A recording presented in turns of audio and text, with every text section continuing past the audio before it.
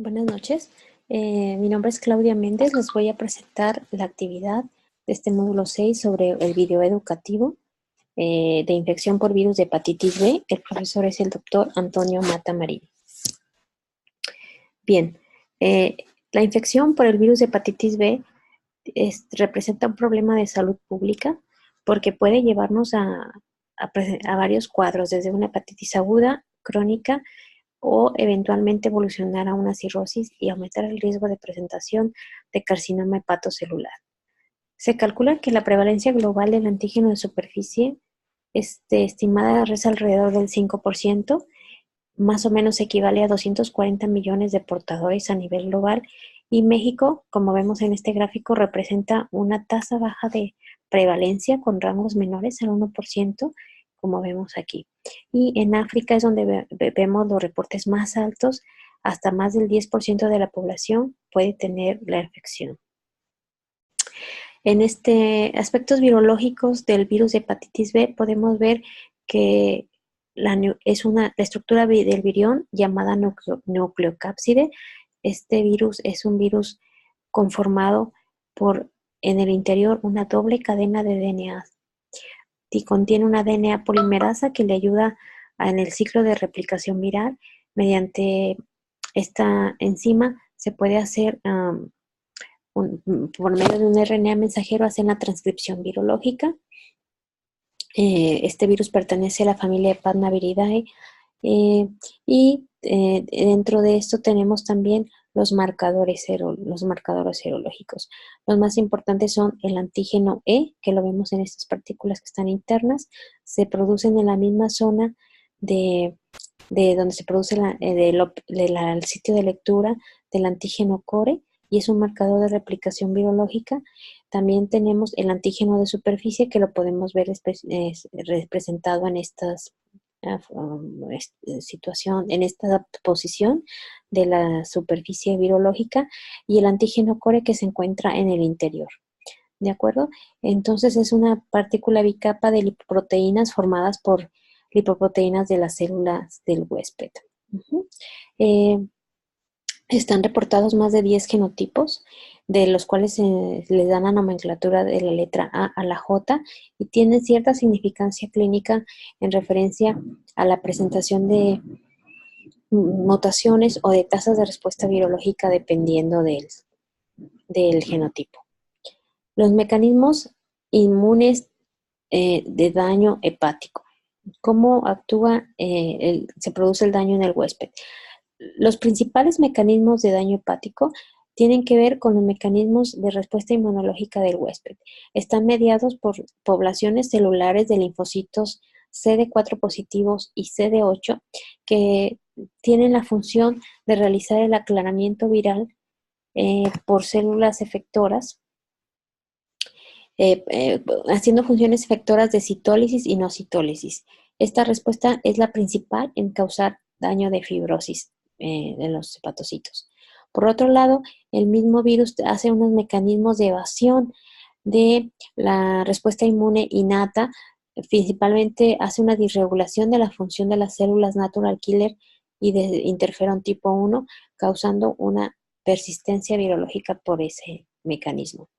El cuadro clínico, esta enfermedad tiene un periodo de incubación de 15 a 45 días. Posteriormente empieza un cuadro de hepatitis aguda, en algunos casos, que se manifiesta con un cuadro de fiebre, náusea, vómito, ictericia, coluria, hipocolia y dolor abdominal. También vamos a encontrar una elevación de transaminasas a niveles altos, arriba de 1000 generalmente, y las tasas de curación son altas, hasta arriba del 90%. Posteriormente puede evolucionar a una hepatitis crónica, que generalmente están asintomáticos.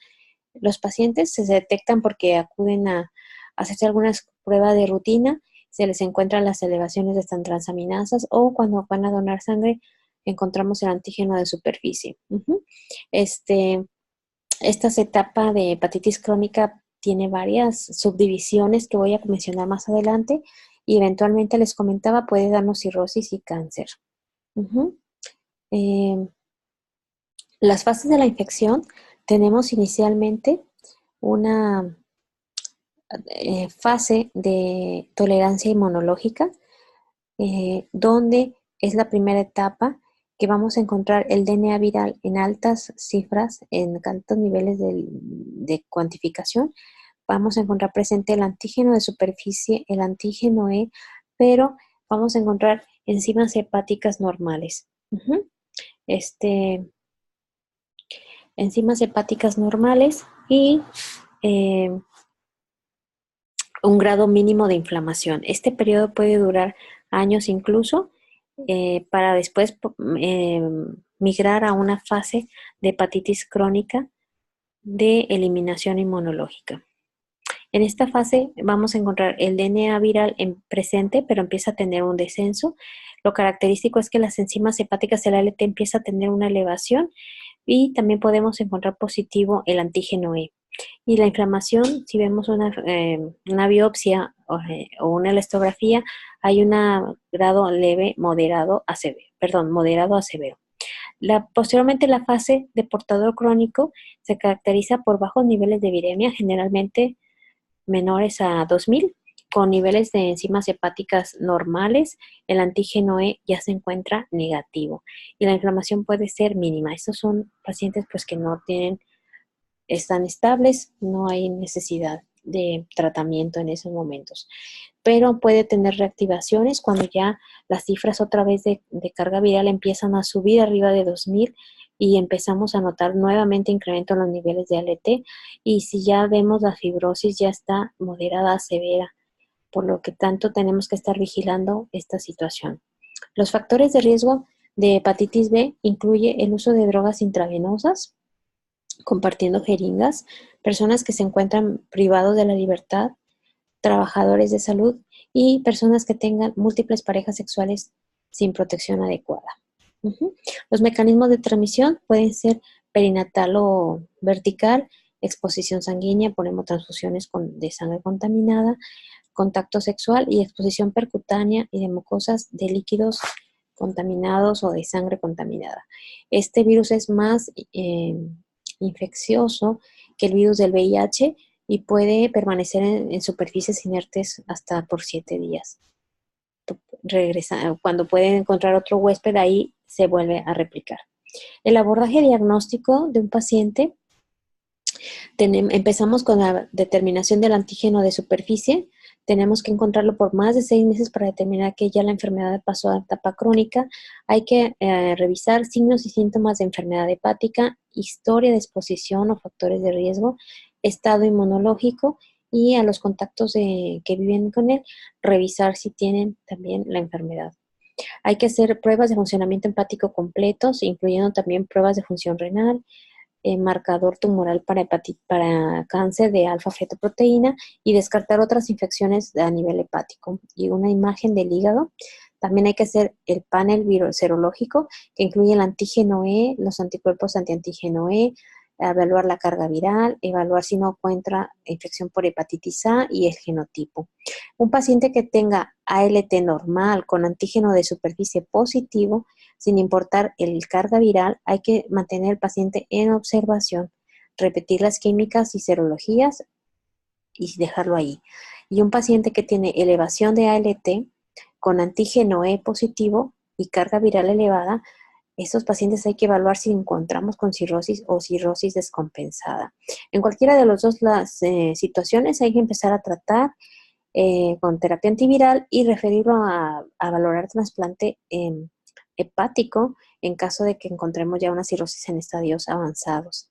En esta imagen habla también del abordaje diagnóstico y nada más hacer énfasis en estadificar al paciente de la enfermedad hepática, estratificarlo, evaluar el ácidos nucleicos, evaluar la presencia y estadio de cirrosis, iniciar terapia o decidir diferirla dependiendo, más adelante vamos a ver qué criterios, detección de carcinoma, tratar la enfermedad y evaluar la progresión y vigilar la toxicidad de los medicamentos.